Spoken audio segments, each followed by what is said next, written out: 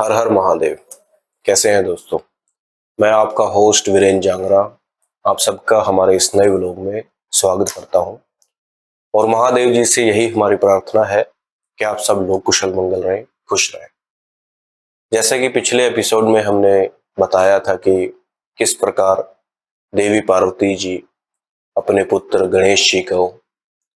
पैदा करती हैं, उनका निर्माण करती हैं और तत्पश्चात उन्हें एक जिम्मेदारी सौंप करके वो अपने निजी वर्या के जो रोजमर्रा के काम जो है करने के लिए चली जाती है। और अंत में महादेव जी जो है गणेश जी का वध कर देते हैं। उससे आगे का वाक्य इस प्रकार है कि जब महादेव जी गणेश जी का वध कर देते हैं तो वध करने के बाद वहां पर प्रस्तुत सभी देवतागण अत्यंत प्रसन्न होते हैं, खुश होते हैं। और इसो बीचों बीच मतलब उनका जो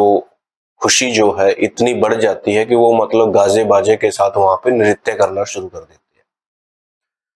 तो जब अंदर देवी पार्वती जी स्नान कर रही होती है तो अपनी सखियों को कहती हैं कि मतलब ये बाहर किस तरीके का शोर हो रहा है, किस प्रकार के गाजे बाजे बज रहे हैं, जाकर के देख के आओ।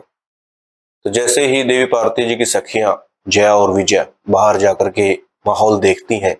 कि एक तरफ उनका पुत्र गणेश जी जो है उसको वध कर दिया गया, मार दिया गया है, और दूसरी तरफ जो है सभी देवतागण मतलब नाच रहे हैं, गा रहे हैं उस बच्चे से, छोटे से बालक के वध पर, उसकी हत्या करने पर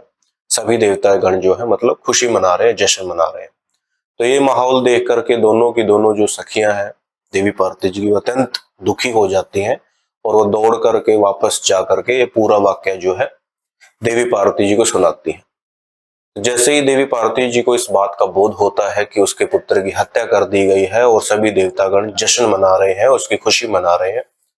तो वे मन ही मन अत्यंत दुखी भी होती है और उसके साथ साथ वो अत्यंत क्रोधित भी होती है। उनका क्रोध इतना ज्यादा बढ़ जाता है कि उनके शरीर जो है हजारों अलग अलग मतलब रूपों में बदल जाता है और सभी जो है चंडिका देवी, जो काली जो चंडिका है, उसका रूप धारण कर लेती है। तो हजारों की संख्या में जो चंडिका देवी है वहां पर प्रकट हो जाती है और देवी पार्वती जी से आज्ञा मांगती है कि उनका आदेश दे कि किस लिए उनको यहाँ पे बुलाया गया है। तब अत्यंत दुखी मन से देवी पार्वती जी कहती हैं कि मेरे पुत्र गणेश जी की हत्या कर दी गई है और जो जो भी देवता या जीव इस जीव हत्या में भागीदार है सबका विनाश कर दो। तो अपनी देवी पार्वती जी का आज्ञा प्राप्त करके सभी देवी रूप चंडिका जो है आक्रमण कर देती है देवताओं पर और पल भर में जो है पूरी सृष्टि को मतलब विनाश के कगार पर ला करके खड़ा कर देती है। वहीं जब महादेव जी और भगवान विष्णु जी त्रिदेवों को, ब्रह्मदेव जी को जब इस बात का बोध होता है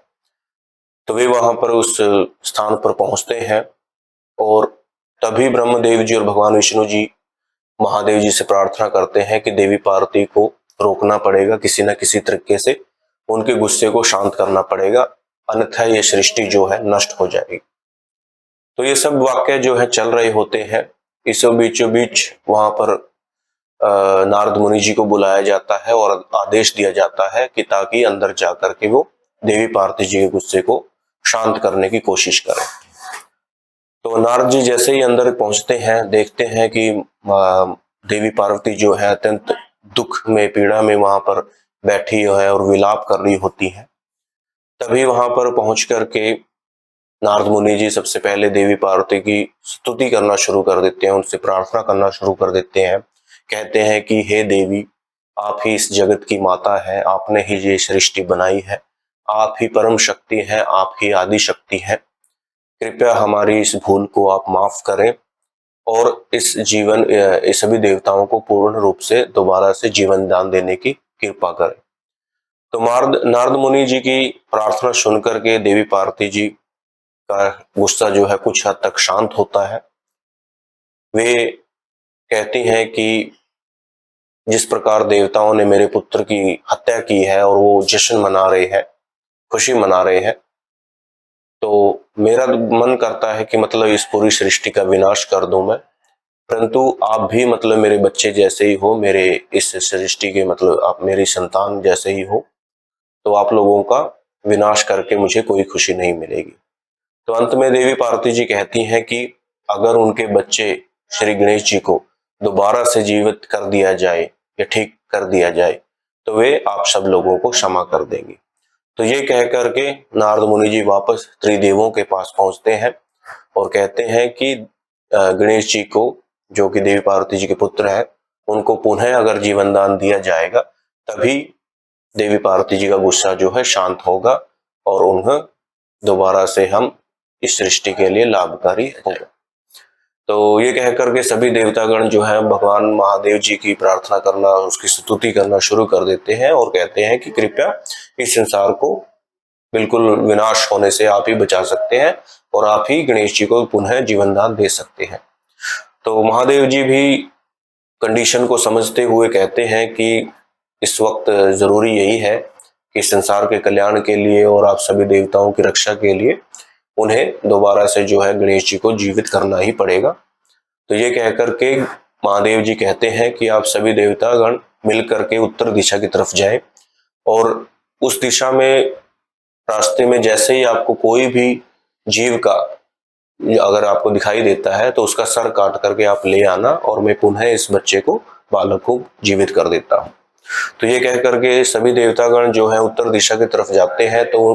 पहले ही उन्हें जो है एक छोटा हाथी का बच्चा, जिसका एक दांत जो है आधा कटा हुआ है, वो दिखाई देता है। तो सभी देवतागण जो है उसी जानवर, उसी हाथी के बच्चे का सर काटकर ही ले आते हैं और महादेव जी के चरणों में रख देते हैं। तत्पश्चात महादेव जी उस सर को उस बालक के सर के धड़ के साथ जोड़ देते हैं और तत्पश्चात भगवान विष्णु जी पवित्र जल का जैसे ही छिड़काव उस बालक के शरीर पर करते हैं, वो बच्चा इस तरीके से जीवित हो जाता है जैसे कि अभी नींद से उठा हो। तो इस प्रकार से दोबारा से गणेश जी को जो है जीवन दान दिया जाता है। अभी उस बालक का मुख जो है वो हाथी के मतलब गज मुख, जो हाथी का बच्चे का जो सर है वो उनके मुख पे लगाया गया था, इस वजह से उनका मुख जो है बन जाता है, वो गज मुख बन जाता है। और उसके बावजूद भी वो बालक जो है अत्यंत खुश और सुंदर प्रतीत हो रहा होता है। तो ये देख करके देवी पार्वती जी का जो क्रोध है वो शांत हो जाता है और वो सभी देवताओं को भी क्षमा या प्रदान करती है। अंत में सभी देवतागण उस बालक के पुनर्जीवित होने के पश्चात और देवी पार्वती जी को उस बालक को अपने पुत्र के रूप में स्वीकार करने के पश्चात सभी देवतागण उस बालक को क्षमा कर देते हैं और अंत में जो है अन्य अन्य प्रकार के डिफरेंट टाइप्स के जो है वरदान शक्तियां जो है सभी देवतागण देना शुरू कर देते हैं। तो सबसे पहले जो है देवी पार्वती जो उनकी माता श्री है, उन्हें मतलब मंगलमय आभूषण और वस्त्रों से उसका श्रृंगार करती हैं और उनके सर के ऊपर हाथ रख करके उन्हें वरदान देते हुए कहती हैं कि जिस प्रकार से तुमने इतनी सारी कष्ट और इतनी सारी पीड़ाएं उठाई हैं सिर्फ मेरी एक आज्ञा का पालन करने के लिए, तो उसी तरीके से आज से इस संसार में तो सबसे पहले जो है देवी पार्वती जी ही गणेश को वरदान के रूप में मतलब उन्हें वरदान देती हैं और उनके सर के ऊपर हाथ रखते हुए कहती हैं कि इस संसार में आते ही तुमने जो जिस पीड़ा और कष्ट का सामना किया है सिर्फ मेरी आज्ञा का पालन करने के लिए, तो मैं तुम्हें वरदान देती हूँ कि इस संसार में जो है तुम्हें ही सबसे पहले पूजा जाएगा और तुम ही सबके कष्ट हरण वाले देवता कहलाओगे। तत्पश्चात सभी देवतागण जो है अन्य अन्य देवता अन्य अन्य प्रकार के वरदान जो है श्री गणेश जी को देता है और अंत में महादेव जी भी उस बालक के पास आते हैं, गणेश जी के पास आते हैं और कहते हैं कि इस संसार में तुम्हें जिस प्रकार हम त्रिदेवों को सबसे पहले पूजा जाता है, हर एक यज्ञ में हर एक पूजा में उनको स्थान दिया जाता है, उसी प्रकार से सबसे पहले तुम्हारी पूजा की जाएगी, तुम्हारी स्तुति की जाएगी और बाद में त्रिदेवों को पूजा जाएगा या बाकी के देवताओं को पूजा जाएगा। तो इस प्रकार का वरदान जो है महादेव जी गणेश जी को देते हैं और अंत में इस प्रकार से इस मंगलमय वाकया का अंत यहीं पर होता है। तो उम्मीद करते हैं आप सभी को हमारा ये वाकया अत्यंत प्रसन्न आया होगा, और उम्मीद करते हैं कि आप, अगर आप लोगों को किसी तरीके का कोई सवाल है, आप कमेंट बॉक्स में हमें लिख करके बता सकते हैं। तब तक के लिए धन्यवाद। हर हर महादेव।